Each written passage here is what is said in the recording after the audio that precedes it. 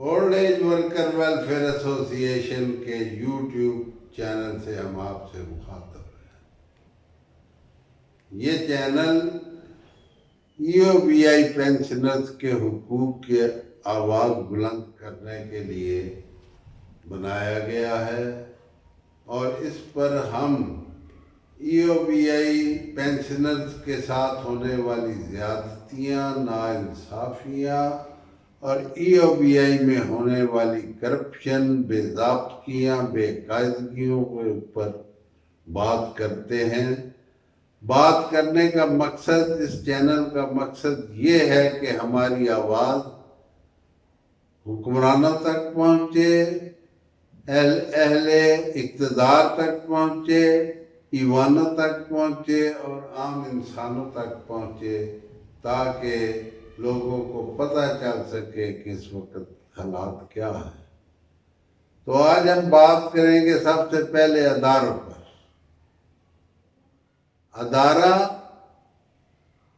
ادارے کو قائم کرنے کا بنیادی مقصد بہت ضروری ہے۔ جب کوئی ادارہ قائم کیا جاتا ہے تو اس کے کچھ بنیادی مقاصد ہوتے ہیں۔ تو ادارہ اگر ان مقاصد کے اوپر کاربند رہے تو ادارہ کامیابیوں کی طرف گامزن رہتا ہے، لیکن جب ادارہ ان بنیادی مقاصد کو نظر انداز کر دیتا ہے تو ادارہ نہ صرف تباہی کی طرف جاتا ہے، بلکہ ادارے کے جو سٹیک ہولڈر ہیں وہ بری طرح متاثر ہوتے ہیں۔ 1972 میں قائم کیا جانے والا ادارہ ای او بی آئی 4 سال کی قانون سازی کے بعد 1976 میں جب اس نے پراپرلی کام کرنا شروع کیا تو پہلی ہی بدقسمتی یہ تھی کہ اس ادارے کا انتظام افسر شاہی کے حوالے کر دیا گیا۔ یہ ادارہ مزدوروں کی فلاح و بہبود کے لیے قائم کیا گیا، بزرگ مزدوروں کی فلاح و بہبود کے لیے، لیکن اس ادارے کو افسر شاہی نے غلط مقاصد کے لیے استعمال کرنا شروع کر دیا۔ اس ادارے کا پہلا مقصد یہ تھا کہ 60 سال سے زائد مزدوروں کو ای او بی آئی میں رجسٹرڈ کیا جائے تاکہ ان کے بڑھاپے کا کوئی تحفظ ہو۔ لیکن ہم پہلے بھی آپ کو بتا چکے ہیں کہ 44 سالوں میں افسر شاہی نے ملک میں 5-6 کروڑ مزدوروں میں سے صرف 75 لاکھ مزدوروں کو رجسٹرڈ کیا، اور 5 کروڑ مزدور جو ہیں وہ بڑھاپے کے تحفظ سے محروم ہیں۔ اس سے نہ صرف مزدوروں کو نقصان ہو رہا ہے بلکہ ادارے کو بھی بے پناہ نقصان ہو رہا ہے۔ اس ادارے کا جو نام رکھا گیا تھا وہ ای او بی آئی تھا، یعنی کہ employees old age benefit institution, یعنی بزرگ مزدوروں کے فائدے کے لیے یہ ادارہ بنا تھا۔ لیکن جو وقت گزرتا گیا اور افسر شاہی کے تسلط میں یہ ادارہ بجائے ای او بی آئی کے ای بی آئی بنا۔ پہلے یہ ای بی آئی بنا یعنی امپلائیز بینیفٹ انسٹیٹیوشن، پھر یہ بنا سی بی آئی یعنی چیئرمین بینیفٹ انسٹیٹیوشن، اور پھر یہ بنا ڈی بی آئی یعنی directors benefit institution. Old age کو اس میں سے مکمل طور پر اپنا منہا کر دیا گیا۔ تو یہ اس ادارے کے پاس 400 ارب روپیہ کی اثاثے موجود ہیں، اور یہ وہ اثاثے ہیں جو مزدوروں کے نے اپنے تنخواہوں میں سے اس ادارے کو اس ادارے کے پاس جمع کرائے تاکہ ان کے بڑھاپے کا تحفظ ہو سکے۔ 2011 میں اس ادارے کے پاس 199 ارب تھا، 2012 میں اس ادارے کے پاس 220 ارب تھا، 2013 میں اس ادارے کے پاس 233 ارب تھا، 2014 میں اس ادارے کے پاس 260 ارب تھا، 2015 میں اس کے پاس تقریباً 300 ارب تھا۔ یہ وہ رقم ہے جو صرف اس میں حکومت نے اس ادارے میں صرف 1 لاکھ روپے جمع کروایا ہے، اور اس 1 لاکھ کے بلبوتے پر انہوں نے ادارے کا مکمل کنٹرول افسر شاہی کو دے رکھا ہے۔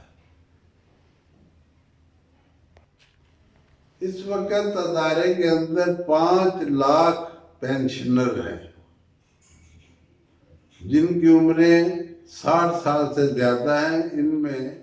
3.5 لاکھ بوڑھے مزدور ہیں، 1.5 لاکھ بیوہ عورتیں ہیں،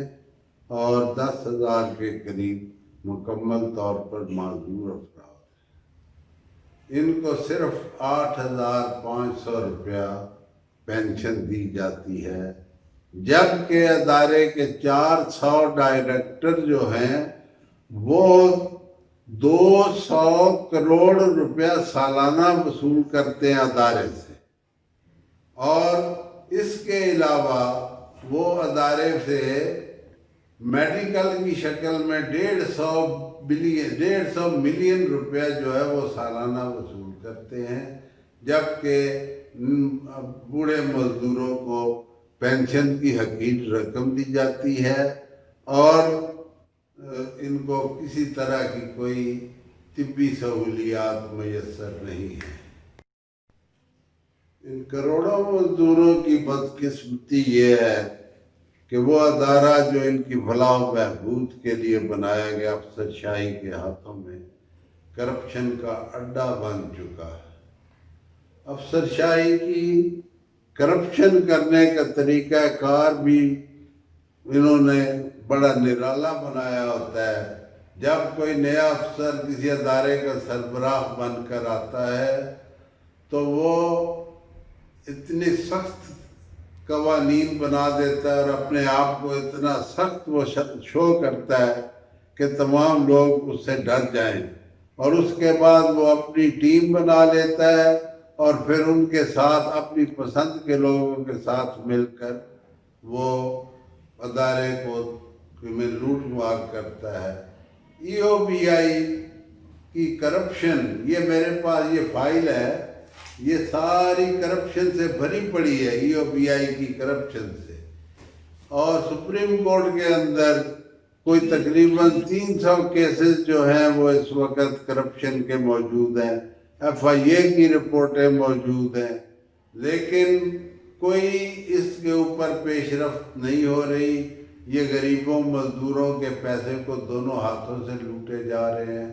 اس وقت کا جو چیئرمین ہے اس نے ادارے کے اندر اندھیر مچا رکھا ہے، اپنی پسند کے جونیئر افسران کو اپنی ٹیم میں شامل کیا ہوا ہے، اور ان سے وہ اپنی من مانی کے فیصلے کرواتا ہے، اور جو سینئر افسران ہیں، جو ایماندار ڈائریکٹر لوگ ہیں، ان کو اس نے ایک سائڈ پہ کیا ہوا ہے، اور جو بھتہ مافیا ہے، جو فیلڈ افسران ہیں، ان کو کھلی چھٹی دے رکھی ہے، اور کسی کی طرف سے کوئی اپنا اس کو پوچھ نہیں ہے کہ رجسٹریشن میں کیوں اضافہ نہیں ہو رہا، اور مزدوروں کو تنگ کیا جاتا ہے، پینشنرز کو تنگ کیا جاتا ہے جب وہ نئے جاتے ہیں اپنی پینشن کی رجسٹریشن کے لیے، انہیں دفتروں کے چکر لگوائے جاتے ہیں۔ اس چیئرمین کے دور میں آڈٹ رپورٹ آئی جس کے اوپر 40 صفحات پر جو ہے وہ اعتراضات لگے ہوئے ہیں، اور ان میں ایک افسر ایسا بھی ہے نعیم شوکت، جس کو اس نے اپنا فرنٹ مین بنایا ہوا ہے، اور وہ افسر جو ہے وہ میڈیکلی طور پر اس کو وہ انٹائٹل نہیں ہے، لیکن وہ اپنے بچوں کا علاج آغا خان ہسپتال سے کرواتا ہے،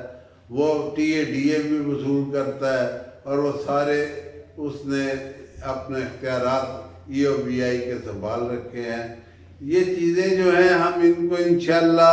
لائم لائٹ کریں گے، یہ ساری چیزیں ہم آپ کے سامنے لے کے آئیں گے۔ آپ ہمارے چینل کے ساتھ جڑے رہیں۔ یہ ہم کوئی کمرشل چینل نہیں ہے، نہ ہمارے کوئی کمرشل مقاصد ہیں۔ آپ جانتے ہیں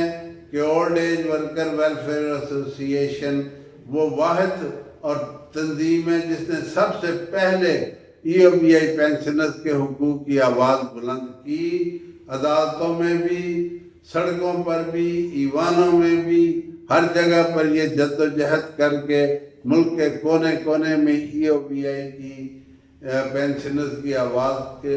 بلند کی اور ان کے حقوق کے لیے لڑ رہے ہیں۔ آپ ہمارے ساتھ جڑے رہیں، ہمارے چینل کو سبسکرائب کریں۔